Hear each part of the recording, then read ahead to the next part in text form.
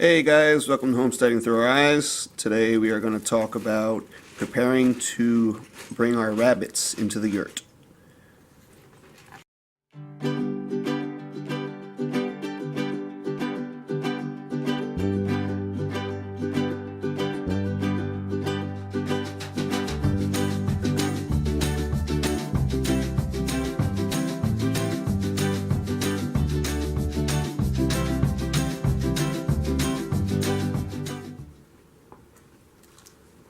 Before I get too far ahead of myself in making the spot for the bunnies, I just wanted to give you guys a view as to what we were doing and what we prepared to do.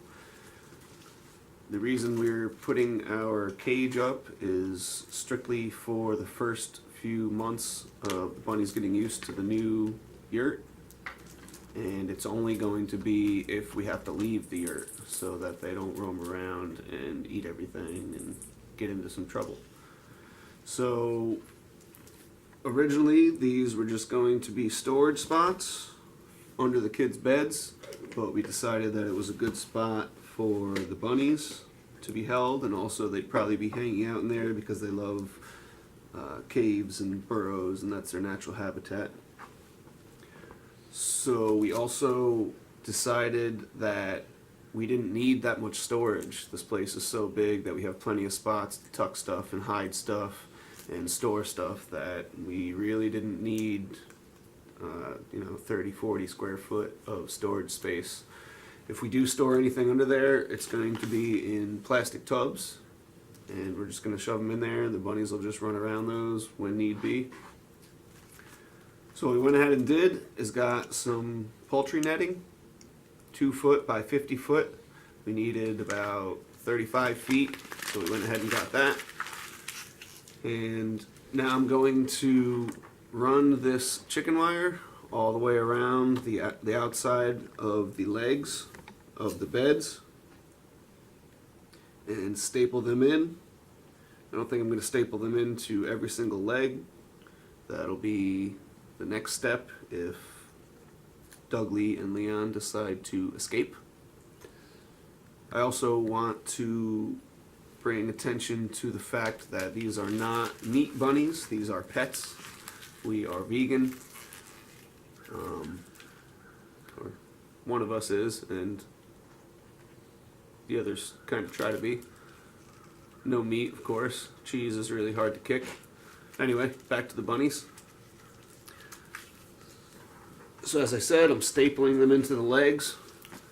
So I simply started with the end of the chicken wire and used a hand stapler with some T50 staples and stapled maybe 3 or 4 into the leg and then ran it all the way around.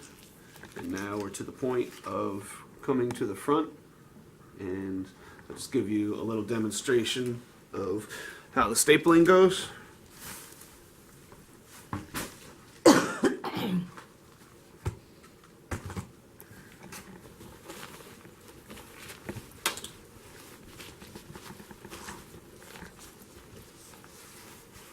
That'll also be nice to hide the chicken wire.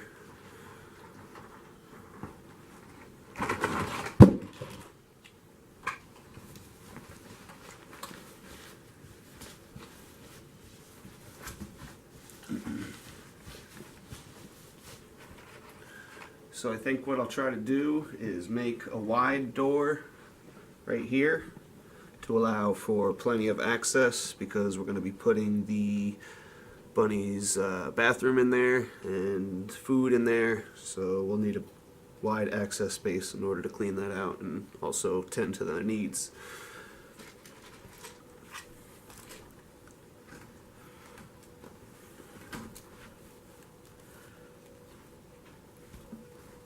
So just tuck that around the other side for now.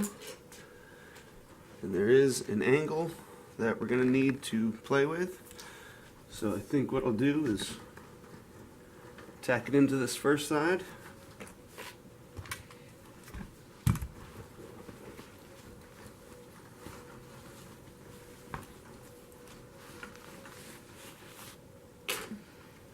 And actually, I think I'm going to reverse that and go back here because the chicken wire is giving me a little problem with the angle.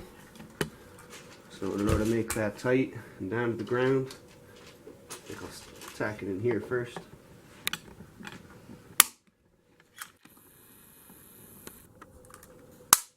Of course, I run out of staples as soon as I start videoing, so I'll be right back and get that done. We are back with staples this time. As I said, make that snug.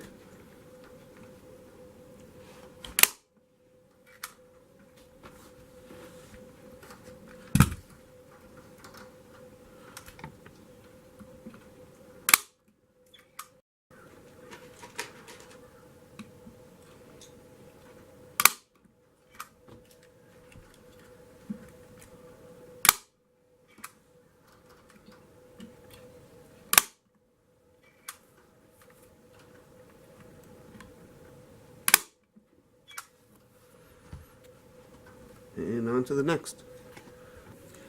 I got the chicken wire stapled on to the legs. I did a few extra here just because this is going to be the hinge for the door, so to say. What I plan to do is attach this wooden piece to the end of the chicken wire with some staples. We had some old leftover pine boarding that I simply measured to 2 inches and cut out. I measured it and it looks like about 3 rungs on each side are going to have to be folded in. So I'm just going to fold that in and fold that end in.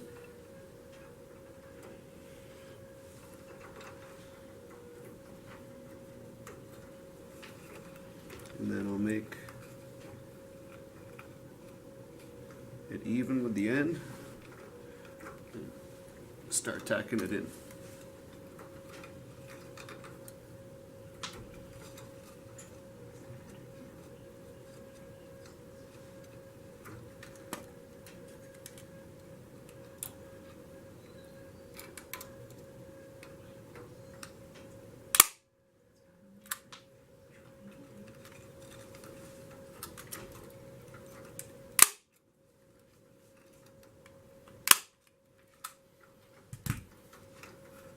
There you go. Probably fold those barbs under so they're not sticking out. And next is find a way to attach that so it'll hold securely. I decided on a simple mechanism in order to shut the door. Just show you how I stapled it on and folded the barbs back. So I decided to just simply put 2 screws at the top and the bottom.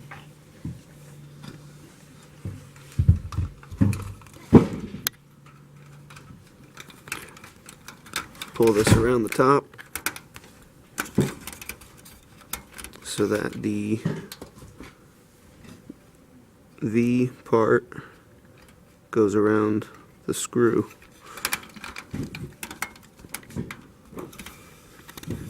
Same thing at the bottom. So we might need a little help.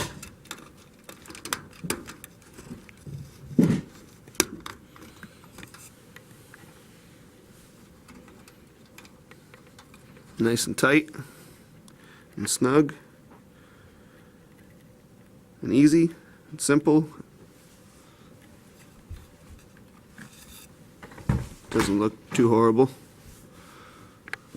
Plus, as I said, they like burrows and dens, so we'll probably keep these over for most of the time. We got the door all finished. We got the cage done.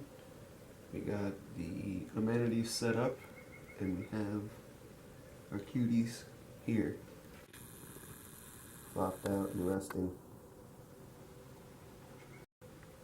Just wanted to mention the only time we actually keep them in the cage is at night or if we're leaving. They're sleeping outside of the cage right now, and they usually sleep in front of the wood stove, or they have their certain spots, or sometimes they'll go in because we made a little den style setting in there. Put up some blankets and moves the animal carrier and another tote bin in there to make kind of corners and small spaces so they can get in there and chill out. So they're free ranging when we're here, and as I said, the cage is just so they don't destroy anything when we're sleeping and not here. You can't keep an eye on them.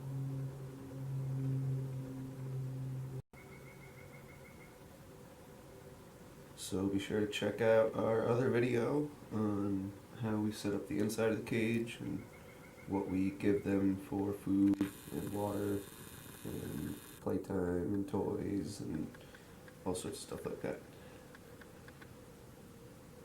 Take care. Have a nice day. Get some bunnies. Don't eat some bunnies. Peace.